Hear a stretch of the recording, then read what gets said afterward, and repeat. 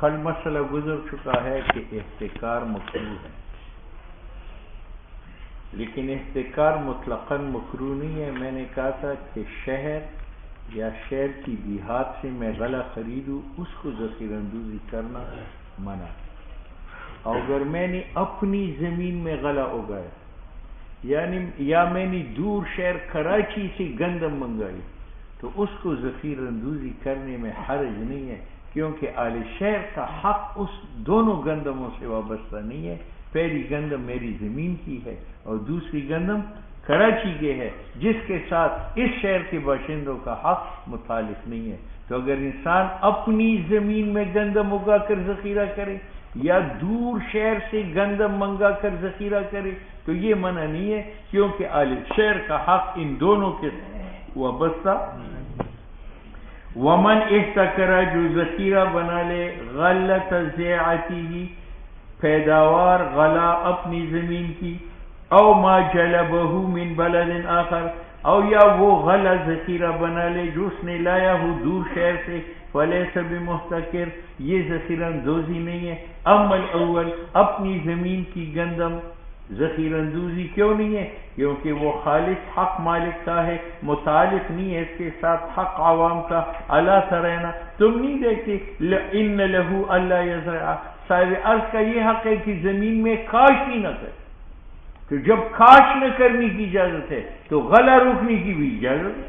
وَكَذَلِكَ لَهُ أَلَّا يَبِيعَ، نو اسی طرح اس کا حق ہے کہ غلہ اگا کر اس کو بیچے نہ۔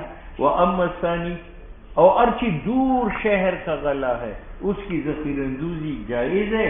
یہ جو متن میں مذکور ہے یہ امام صاحب کا قول ہے، کیونکہ حق عام شہریوں کا انما یتعلق بما، یہ متعلق ہے اس غلے کے ساتھ جمع فی مصر، جو مصر میں ہو، وجلب الی فنائها، یا شہر کی دیہات میں ہو۔ اور امام یوسف کہتے ہیں یکرا، کراچی کی گندم کے ذخیرہ اندوزی یہ بھی مکروہ ہے لاطلاق ما روینا، کیونکہ حدیث مطلق ہے۔ اور امام محمد کہتے ہیں کل ما، ہر وہ دیہات یجلم منہ الی مصر، جہاں سے سبزیاں لائی جاتی ہے مصر میں غالب میں، وہ بمنزلہ فناء مصر کے ہیں، حرام ہے احتکار اس کے غلے میں، کیونکہ متعلق ہے حق عام شہریوں کا اس کے ساتھ۔ بخلاف اس کے کہ شہر بعید ہو جیسے کراچی، لم تجر العادت ہو، لوگوں کی عادت جاری نہیں ہے بالحمل منہ، کہ وہاں سے گندم اٹھا کے لائے، اس کا ذخیرہ جائز ہے، کیونکہ ایسی گندم کے ساتھ متعلق نہیں ہے حق عام شہریوں۔ اب آج کل آٹا مہنگا بلکہ ناپید، تو مشرف کو اجازت ہے کہ آٹے کی قیمت مقرر کرے کہ 20 روپے کلو سے زیادہ نہ بیچے، تو کہتے ہیں بادشاہ کو یہ حق نہیں ہے، یہ قیمت بڑھانا گھٹانا کس کا کام ہے؟ اللہ کا کام ہے، اس لیے بادشاہ وقت قیمت میں مداخلت نہ کرے۔ اگر بادشاہ ضرورت محسوس کرے کہ لوگ 10 کی چیز 100 روپے پہ فروخت کرتے ہیں، تو اس صورت میں ضرر عامہ کو دفع کرنے کے لیے وہ قیمت مقرر کر سکتے۔ ولا ينبغي للسلطان، مناسب نہیں ہے بادشاہ کے لیے ان يسعر على الناس، کہ لوگوں کی چیزوں کی قیمت مقرر کرے، لقول علیہ الصلوۃ والسلام، حضور کا فرمان ہے لا تسعروا، اے بادشاہوں تم قیمت نہ مقرر کرو، فإن الله هو المسعر القابض الباسط الرازق، اللہ تعالیٰ نرخ مقرر کرتا ہے، رزق تنگ کرتا ہے، وسیع کرتا ہے، رزق دیتا ہے۔ ولأن، دوسری بات یہ کہ ثمن دینا لینا یہ متعاقدین کا کام ہے، تو متعاقدین جتنی پر راضی ہو اتنی ثمن مقرر کرے، بادشاہ کون ہے بیچ میں ٹانگ اڑانے والا؟ وَلِأَنَّ الثَّمَنَ، غلے کا ثمن حق عاقد بائی مشتری کا، فَإِلَيْهِ تَقْدِيرُهُ، بائی مشتری کے اختیار ہے کہ اس کو مقرر کرے، وَلَا يَنبَغِي لِلْإِمَامِ، بادشاہ کو مناسب نہیں ہے أَن يَتَعَرَّضَ لِحَقِّهِ، کہ وہ تعرض کرے ان کے حق کی طرف ہو، إِلَّا إِذَا تَعَلَّقَ بِهِ، اگر بادشاہ کی نرخ مقرر کرنے کے ساتھ متعلق تھا دفع ضرر عامہ کا، تو پھر یہ جائز ہے۔ یہ کیا ہے؟ بس اب قاضی کو رپورٹ پیش کی گئی کہ پیر بگاڑا کے گھر گندم ہے، اس نے ذخیرہ بنایا ہے، بیچا نہیں ہے، تو قاضی اس کو کہے گا بیچو، پھر کہے گا بیچو، پھر کہے گا بیچو، اگر نہ بیچے تو اس کو جیل میں ڈال دیں۔ وَإِذَا رُفِعَ إِلَى الْقَاضِي جب قاضی کے سامنے پیش ہو جائے حاضر الامر پیر بگاڑا کیسے احتکار کس نے سارا سامان جمع کر رکھا ہے یأمر المحتکرہ وہ حکم دے گا پیر بگاڑے کو ببیع ما فضل من قوتہ وقوت اہلہ کہ تم بیچو وہ غلہ جو زائد ہے تمہاری خوراک سے تمہارے اہل کے خوراک سے علی اعتبار الساعہ کتنی چھوڑے کہتے ہیں کہ 10 بیٹے ہو تو 10 من چھوڑی 20 بیٹے ہو تو 20 من چھوڑے اور بقایا کو بیچے وَيَنْهَاهُ عَنِ الْاحْتِكَارِ اور آئندہ پھر بگاڑا کو احتکار سے منع کرے گا وَإِنْ رُفِعَ إِلَيْهِ مَرَّةً أُخْرَى اگر قاضی کو دوبارہ اطلاع ملی کہ پیر پھر ذخیرہ اندوزی کرتا ہے حبسه تو قاضی پھر بگاڑا کو قید میں ڈالے گا وَعَزَّرَهُ اور اس کو سزا دے گا کتنی سزا عَلَى مَا يَرَى زَجْرًا لَهُ جتنا سمجھے کہ یہ اس کے لیے زجر اور ڈانٹ ہے دفعاً لضرر عن الناس اور لوگوں سے ضرر دفع کرے اب تجار نے دیکھا کہ اجناس بازار میں ختم ہے کم ہے تو وہ 10 روپے کی چیز 100 روپے پر فروخت کرتا ہے تو اب بادشاہ کو مداخلت کرنے کا حق ہے کہ وہ روک تھام کرے اور لوگوں کو کہے کہ 10 سے زیادہ مت بیچو فَإِنْ كَانَ أَرْبَابُ الطَّعَامِ اگر تجار جو ہے یتحکمون ظلم کرتے تھے وَيَتَعَدُّونَ عَنِ الْقِیمَةِ اور قیمت سے زیادہ وصول کرتے تھے تعدیاً فاحشاً بہت زیادہ وعجز القاضی اور بادشاہ عاجز تھا عن صیانت حقوق المسلمین کہ مسلمانوں کے حقوق کی حفاظت کرے الا بالتسعیر نرخ مقرر کرنے کے ساتھ کنٹرول کر سکتا ہے تو اس وقت گناہ نہیں ہے بمشورۃ من اہل رائے والبصیرہ کہ بادشاہ جو ہے اہل رائے و بصیرت سے مشورہ لے لے فاذا فعل ذلك چلو بادشاہ نے نرخ مقرر کیا کہ پیر بگاڑا گندم 10 روپے من سے زائد نہیں فروخت کر سکتا پھر بھی پیر بگاڑا نے 12 فروخت کیا تو یہ بیع جائز ہے یا نہیں کیسے جائز ہے بادشاہ کوئی خدا تو نہیں ہے کہ اس کے حکم خلاف ورزی باطل ہے نہیں جائز فَإِذَا فَعَلَ ذَلِكَ بادشاہ نے نرخ مقرر کیا وَتَعَدَّى رَجُلٌ اور پیر بگاڑا نے زیادت کی اس نرخ پر وَبَاعَ بِأَكْثَرَ مِنْهُ نو أَجَازَهُ الْقَاضِي قاضی اس بیع کو نافذ کرے گا اور یہ ظاہر ہے عند ابی حنیفہ کیوں اس لیے کہ پیر بگاڑا حر ہے اور حر پر بندش نہیں ہے لِأَنَّهُ لَا يَرَى الْحِجْرَ لِلْحُرِّ کیونکہ امام سے بندش نہیں مانتا کس کے اوپر حر پر اور پیر بگاڑا حر ہے اگر اوپر نقطہ نہ ہو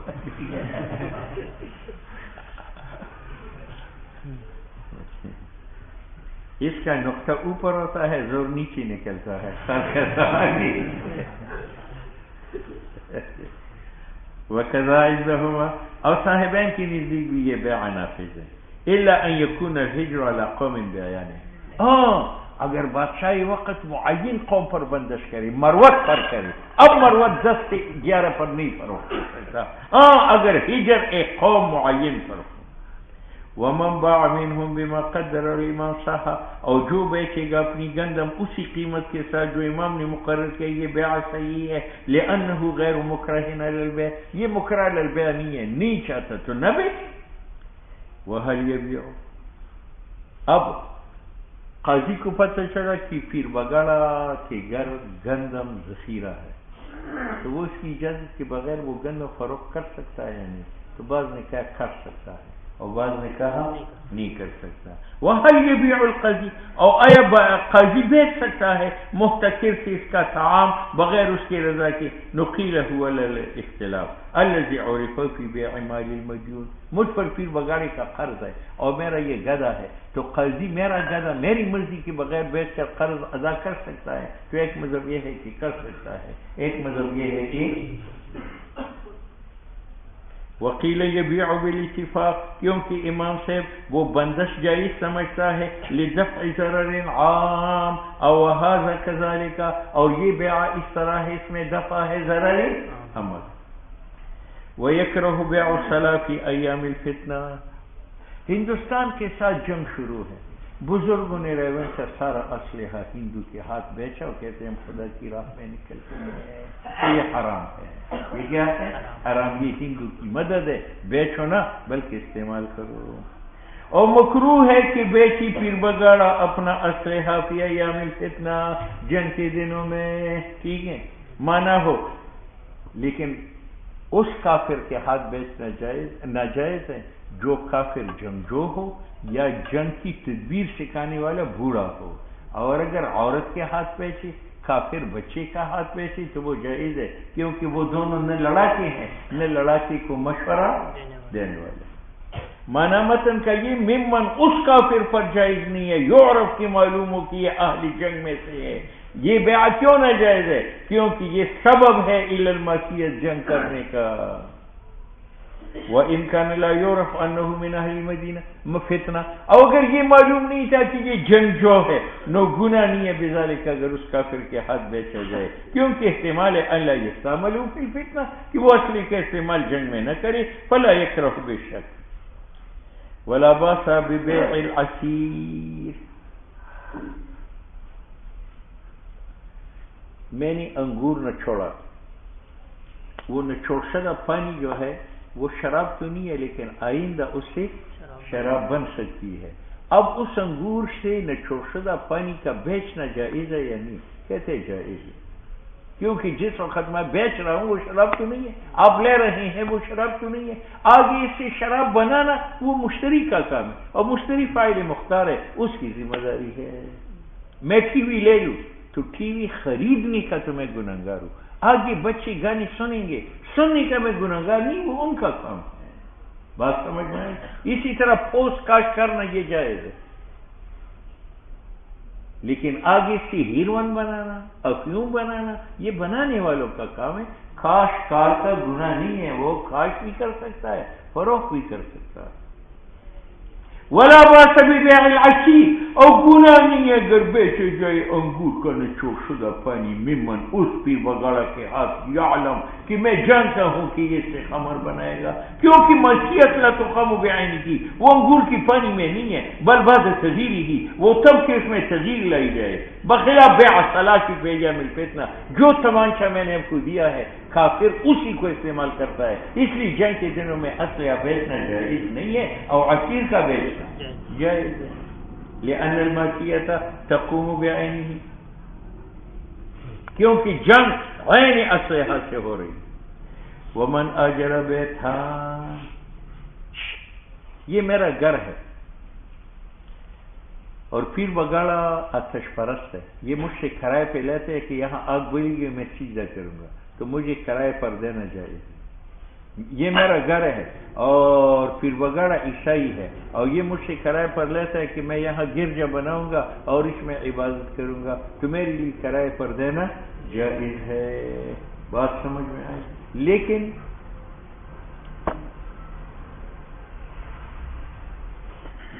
شہروں میں نہیں دے سکتا، دیہات میں دے سکتا جی، اور ہدایت کہتے ہیں کہ شہروں میں بھی ناجائز ہے، دیہات میں بھی ناجائز ہے، کیونکہ ہمارے افغانستان میں شہروں سے زیادہ دیہات کے اندر ہے، تو جس طرح شہروں میں علامتی کفر ظاہر کرنا ناجائز ہے تو دیہات میں بھی ناجائز ہے۔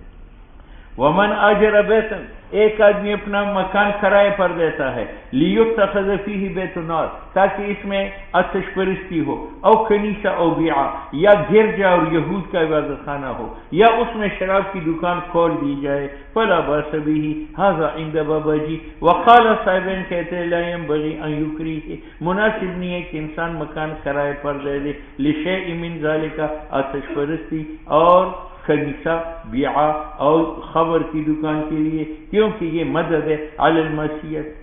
بابا جی کہتے ہیں کہ اجارت تردو واقع ہوتا ہے علی منفعت البیت، بیت کی سکونت پر، یہی وجہ ہے کہ اجرت واجب ہے بمجرد تسلیم، کہ مکان مالک تسلیم کرے اس کے لیے کرایہ واجب ہوتا ہے، اور علی معصیت بھی، مکان دینے میں گناہ نہیں ہے، معصیت تو بفعل المستاجر، مستاجر کے فعل سے ہیں، جو وہاں سیدھا کرتا ہے آتش کو یا کنیسہ بنا دیتا ہے اور وہ مختار ہے، فقطع نسبتہ، تو معصیت کی نسبت منقطع ہو گئی عنہ مالک دار سے۔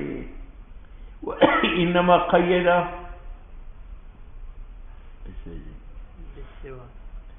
ماسن نے قید لگایا کہ مکان کرائے پر دینا شراب بیچنے کے لیے، کنیسہ بیعہ کے لیے، بیت النار کے لیے جائز ہے فی السواد، کس کے اندر؟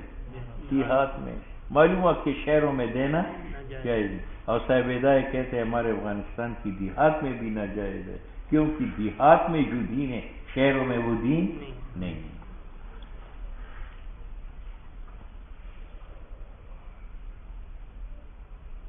وَإِنَّمَا قَيَّدَهُ، اور اس جواز کو مقید کیا بِالسَّوَاد لِأَنَّهُمْ لَا يُمَكَّنُونَ، کفار کو قدرت نہیں دی جائے گی من اتخاذ البیع، کہ یہود کی وزن خانہ بنائے، عیسائیوں کا گرجا بنائے، اور اظہار کرے بیع خمور کا اور خنازیر کا فی الامصار، کیونکہ ظاہر شاعر اسلام شہروں میں بخلاف سواد کی۔ قالوا فقہا کہتے ہیں کہ ھذا یہ متن یہ سوادی کوفہ کے بارے میں ہے، کیونکہ غالب اہل سوادی کوفہ وہ اہل ذمہ تھے تو وہاں یہ چیزیں جائز تھی، او واما فی سوادنا، اور ارچہ افغانستان میں ہے فاعلام الاسلام فیہا ظاہرۃ، وہاں نشانات اسلام کی دیہات میں بھی ظاہر ہے، فلا یمکنون فیہا اذن، تو دیہات میں بھی کفار کو قدرت نہیں دی جائے گی کہ وہاں کنیسہ بنائے یا بیعہ بنا لے یا بیت الخمر بنا لے یا بیت النار بنا لے۔ وہو الاصح،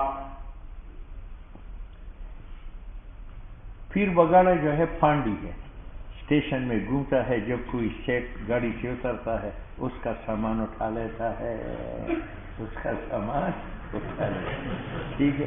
اب مولوی صاحب یہ اسٹیشن پر پھر رہا تھا تو وہاں سے جو ہے ایک ہندو اتر گیا گاڑی سے، اور اس کے ہاتھ میں شراب کا مٹکا تھا۔ پیر بگاڑا نے کاندھے پر رکھا کہ 10 روپے دو میں گھر تک پہنچاؤں گا۔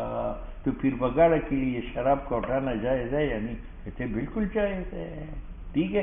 گناہ تو پینے میں ہے، اور اس نے پیا تو نہیں ہے، پینا تو ہندو کا کام ہے، وہ فائل مختار ہے، وہ جانے اس کا گناہ جانے، ٹھیک ہے۔ ومن، وہ پیر بگاڑا حملہ جو اٹھاتا ہے عظیمی ہندو کے لیے شراب، فإنه يطيب له الأجر، اس کے لیے اجرت لینی جائز ہے عند بابا جی۔ وقال، اور جوانوں نے کہا یکرہ له ذلك لأنه، شراب اٹھانا یہ مدد ہے ہندو کا معصیت میں، اور ثابت ہے کہ نبی علیہ السلام نے لعنت بھیجی ہے شراب کے بارے میں 10 آدمیوں پر، حاملہا، پیر بگاڑے پر بھی جو اٹھانے والا ہے، والمحمول الیہ، جس کے لیے اٹھائی گئی۔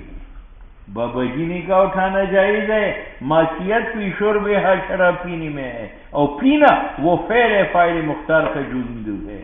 کسی نے کہا جب اس نے اٹھایا وہ پی گا، کہتے شرب نہیں ہے لوازم حمل سے، ولا یقتل بھی، ہو سکتا ہے وہ آگے بیچے۔ اور وہ جو حدیث میں آیا ہے کہ لعنت ہے حامل پر، وہ محمول ہے علی الحمل المقرون بقصد المعصیہ، کہ پیر بگاڑا اس لیے شراب اٹھاتا ہے کہ پیر بگاڑا اس کو اپنے گھر لے جا کر پیے، اور یہ پینے کے لیے لے جاتا ہے یا ہندو سے اجرت لینے کے لیے؟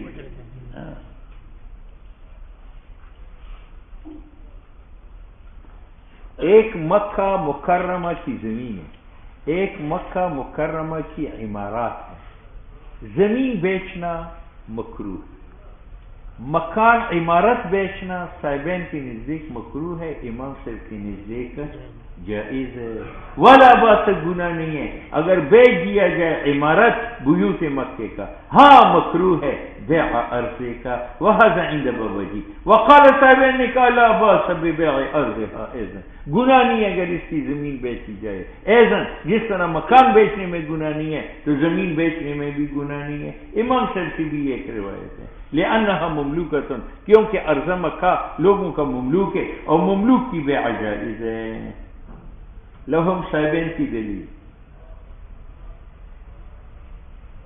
لأنها مملوکۃ لہم، کیونکہ یہ زمین مملوک ہے اہل مکہ کا، اور مالک مملوکوں کو بیچ سکتا ہے، لظہور الاختصاص شرعی بہا، شریعت نے اہل مکہ کو خاص کیا ہے ارض مکہ کے ساتھ، فسارا، تو ارض مکہ ایسا ہے کل بنا، جیسے عمارت، اور عمارت کی بیچنا جائز ہے تو زمین کا بیچنا بھی جائز۔ امام صاحب نے کہا کہ عمارت بیچنی جائز ہے، زمین بیچنی مکے میں مکروہ ہے، لأبي حنيفة قوله عليه الصلاة والسلام ألا إن مكة حرام لا تباع رباعها ولا تورث. حضور نے فرمایا خبردار مکہ حرام قابل احترام ہے، نہ بیچی جائے رباعها اس کی زمین، ولا تورث اور نہ میراث میں دی جائے. ٹھیک ہے. دوسری دلیل عقلی وَلِأَنَّهَا حُرَّةٌ، ارض مکہ جو ہے آزاد ہے، محترمہ، قابل احترام ہے، کیونکہ یہ پناہ ہے کعبے کا، اور ظاہر ہے اثر قاضین کا اس ارض میں وہ یہ ہے لا ينفر صیدها، اس کا شکار نہیں بگایا جا سکتا، ولا يقتل خلاها، نہ اس کا گھاس کاٹا جاتا ہے، ولا يوزل شوكها، نہ اس کا کانٹا توڑا جاتا ہے، نفقذا، اسی طرح یہ زمین قابل احترام ہے فی حق البیع، اس کی بیع بھی ناجائز ہے، بخلاف عمارت کی، وہ خالص ملک بنی کا ہے. وَيَكْرَهُ إِجَارَتُهَا أَيْضًا، کرائے پر دینا زمین یہ بھی مکروہ ہے، لقول علیہ السلام من آجر ارض مکہ فکأنما اکل الربا، او کما قال جو اجارہ پر دے گا زمین مکے کا وہ سود کھا رہا ہے. ایک دلیل یہ ہے کہ زمین مکہ کو سوائب کہتے ہیں. کیا سوائب؟ اس زمین کو کہتے ہیں کہ اگر آپ کو ضرورت ہے استعمال کرو، آپ کی ضرورت پوری ہو تو چھوڑو. آپ کو مکان کی ضرورت ہے وہاں مکان بناؤ، جب آپ جانا چاہتے ہیں شام میں تو وہ چھوڑ دو، بیچو نہ، کوئی اور اس میں رہے. ٹھیک ہے. تو بیچنا کہاں سے جائے اس کو؟ وَلِأَنَّ أَرَاضِي مکہ، مکہ کی اراضی تسمى الصوائب علی عہد رسول اللہ صلی اللہ علیہ وسلم، حضور صلی اللہ علیہ وسلم کے زمانے میں ان کا نام سوائب تھا. سوائب کا معنی من احتاج الیہ سکنہا، جو ضرورت مند وہ اس میں رہے، ومن استغنی عنہا، اور جو سے مستغنی ہو، اسکن غیرہ، دوسرے کو بسائے، بیچے نہ. ٹھیک ہے. ومن وضع درہما عند بقال یاخذ منہ ما شاء یکرہ له ذلک. مجھے 7,000 روپے تنخواہ ملی، اب اگر یہ میری جیب میں ہو تو 7ویں دن وہ ختم ہو جاتی ہے، تو 23 دن پھر میں بھوکا مروں. تو میں کیا کرتا ہوں، 7,000 روپے میں نے لے لیے تو 1,000 روپے میں نے دودھ والے کو دے دیے کہ 1 مہینہ مجھے دودھ دے دے، یہ ایڈوانس پیسے لے. 1,000 میں نے سبزی فروش کو دے دیے کہ 1,000 روپے اپنے پاس رکھو اور آپ مجھے مہینہ بھر سبزی دے دیں. 1,000 میں نے آٹے والے کے پاس رکھی کہ یہ 1,000 روپے رکھو اور آپ آٹا دو. 1,000 میں نے گھی والے کو دے دی. 1,000 میں نے مرچ مسالے دال والوں کو دے دی. اس میں مجھے یہ فائدہ ہوا کہ پیسے بچ گئے، 30 تاریخ تک میں کھاتا پیتا رہوں گا. تو یہ مکروہ ہے. یہ کیا ہے؟ کیوں؟ میں نے دودھ فروش کو 1,000 روپے دے دیے، اس کا تو مجھ پر نہیں تھا، گویا کہ میں نے قرض دے دی، اور اس قرض سے میں نے فائدہ یہ اٹھایا کہ پیسے بچ گئے، 30 تاریخ تک مجھے دودھ ملتا رہے گا. اور حدیث میں ہے کل قرض جر نفعا فهو ربا، ہر قرض سے جب قرض دینے والا نفع اٹھائے وہ کیا ہے؟ سود ہے. ٹھیک ہے. تو ایڈوانس پیسے رکھ کر تھوڑا تھوڑا سودا لینا یہ مکروہ ہے. یہ معنی ہے اس قول کا. ومن وضع درہما، ایک آدمی روپے رکھتے ہیں جب بقالی سبز فروش کے پاس، یا خذ منہ ما شاء، کہ میں تم سے لوں گا جو سبزی چاہوں، یکرہ له ذلک، لانہ، کیونکہ میں نے ملکہ، دکاندار کو مالک بنایا، قرضاً، بطور قرض کے، جر بھی نفعا، اور اس سے میں نے نفع اٹھایا کہ مہینہ بھر سبزی ملتی رہے گی. وہ نفع یہ ہے ان یاخذ منہ ما شاء، کہ میں تم سے لوں گا جو سبزی چاہوں، علن فعلن، وقتاً فوقتاً. اور منع کیا رسول اللہ علیہ الصلوۃ والسلام نے عن قرض جر نفعا. تو پھر کیا کرے، وہاں پیسے بچتے نہیں ہیں. کیسے آسان بات ہے، میں 1,000 روپے بقال کو ایڈوانس دوں گا بطور امانت، بطور کہ بھئی یہ تیرے پاس امانت ہے، اور پھر میں اس کو مجھے قرض سبزی 30 تاریخ تک دو. جب 30 تاریخ تک سبزی کھا لوں تو وہ بل بنائے گا کہ بھئی تمہارے ذمہ 1,000 روپے ہے. میں کہوں گا وہ 1,000 جو امانت ہے اس میں مجرا کرو. بات سمجھ میں آئے؟ لیکن اس میں میرا نقصان ہے. اس دوران اگر 1,000 روپے گم ہو جائے وہ میرا گم ہوگا، سبزی کی قیمت ادا کرنی پڑے گی. ٹھیک ہے. وَيَنْبَغِي مناسب ہے ان یستودع کہ میں 1000 روپے امانت رکھوں ہوں بقال کے پاس، ثم یاخذ منه ما شاء پھر اس سے لے لوں سبزی جو چاہوں، جزءاً فجزءاً وقتاً فوقتاً. اس صورت میں یہ امانت ہے، قرض نہیں ہے. حتی لو ہلکا اگر وہ 1000 روپے ہلاک ہو جائے، نو لا شیء علی الاخذ آخذ پر کچھ بھی نہیں ہے، یعنی بقال پر مجھے قیمت ادا کرنی پڑے گی. سنتے ہو؟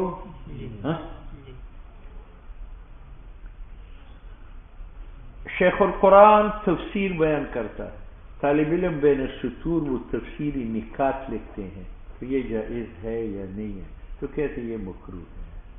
یہ مکروہ کیوں؟ اس صورت میں انسان ذہن پر اعتماد نہیں کرتا، وہ لکھی ہوئی پر اعتماد کرتا ہے تو قرآن ذہن سے نکل رہا ہے، لہذا یہ مکروہ ہے. یا ہر 10 آیت پر ایک نشان لگاتا ہے کہ 10 آیتیں پوری ہوئی، پھر 1 2 3 4 5 6 7 8 9 10 پر پھر نشان لگاتا ہے کہ یہ 10ویں آیت ہے، یہ مکروہ ہے. بات سمجھ میں آئے؟ جو اشاعت التوحید والے لکھتے ہیں. لیکن صاحب ہدایت کہتے ہیں اشاعت کی ٹھیک ہے، پھر بگاڑا غلط ہے. کیوں؟ پرانے زمانے میں حافظی درست ہے، تو اگر نہ لکھا جاتا تو قرآن حافظوں میں محفوظ تھا. آج حافظے خراب ہو چکے ہیں، تو اگر اشاعت التوحید و سنہ تفصیلی نکات بین سطور نہ لکھے تو ذہن میں بھی نہیں ہے، قرآن میں بھی نہیں ہوں گے، تو اس میں خطرہ ہے ضائع ہونے کا. اس لیے اس دور میں افضل ہے کہ اشاعتی لکھ لیا کرے. اور مکروہ ہے التاشیر، ہر 10 آیت پر نشان لگانا. وَيَكْرَهُ النِّقَطْ، اور مکروہ ہے لکھنا فی المصحف بین السطور لقول ابن مسعود رضی اللہ تعالیٰ عنہ جرد القرآن، قرآن خالص لکھو، مزید بات کی تفسیر کی نہ لکھو. وَيُرْوَى جرد المصائب، قرآن کے کاغذ کو قرآن کے علاوہ نہ لکھو، سے خالی کرو. اور تاشیر میں 10 آیت پر لکھنے میں اور بین السطور لکھنے میں ترک کی تجریب ہے. دوسرا یہ کہ تاشیر یعنی 10 آیت پر نشان یخل بحفظ الآیات، یہ نقصان دیتا ہے آیات کے حفظ کا. اور نقط بحفظ الاعراب اتکالاً علیہ، پھر لوگ لکھی ہوئی پر اعتماد کرتے ہیں. فیکرہ، یہ مکروہ ہے. قالوا، فقہا کہتے لابد فی زماننا، ہماری زمانے میں لابدی ہے اشاعت التوحید والوں کے لیے من دلالتین لکھنے سے، نو فترک ذالک اخلال، نہ لکھنا نقصان ہے، بالحفظ وہجران القرآن، اور نہ لکھنے میں ترک قرآن ہے. فیکون حسنا، اشاعت التوحید جو بین السطور لکھتے ہیں وہ حسن ہے.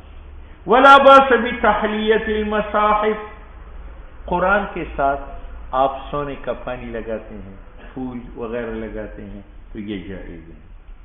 اور گناہ نہیں ہے قرآن کی مزین کرنے کے ساتھ، کیونکہ اس میں قرآن کی تعظیم ہے. وسارہ یہ ایسا ہے کہ نقش المسجد و تزینی بما الذهب، جس طرح مسجد کی دیوار پر نقش و نگار کرتے ہیں اس کو مزین کرتے ہیں ما الذهب کے ساتھ. وقد ذکرناه من قبل.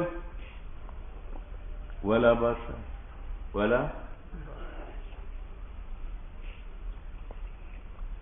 امام مالک کا مذہب یہ ہے کہ غیر مسلم کسی مسجد میں داخل نہیں ہو سکتا. امام شافعی رحمہ اللہ کا مذہب ہے کہ غیر مسلم بیت اللہ میں داخل نہیں ہو سکتا، باقی تمام مساجد میں داخل ہو سکتا. بابا جی کا مذہب یہ ہے کہ کافر ہر مسجد میں داخل ہو سکتا ہے، یہاں تک مسجد حرام مسجد نبوی میں بھی داخل ہو سکتا ہے.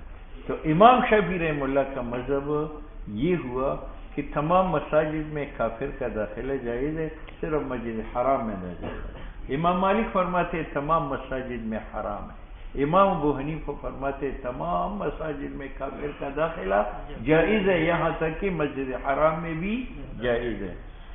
ولا باس، گناہ نہیں ہے بان يدخل اہل الذمہ، کہ اہل ذمہ داخل ہو جائے مسجد حرام میں. اور شاہ صاحب نے فرمایا کہ مکروہ ہے، اور امام مالک نے فرمایا مکروہ ہے ہر مسجد میں. امام شافعی کی دلیل بیت اللہ مسجد حرام میں داخلہ ممنوع ہے.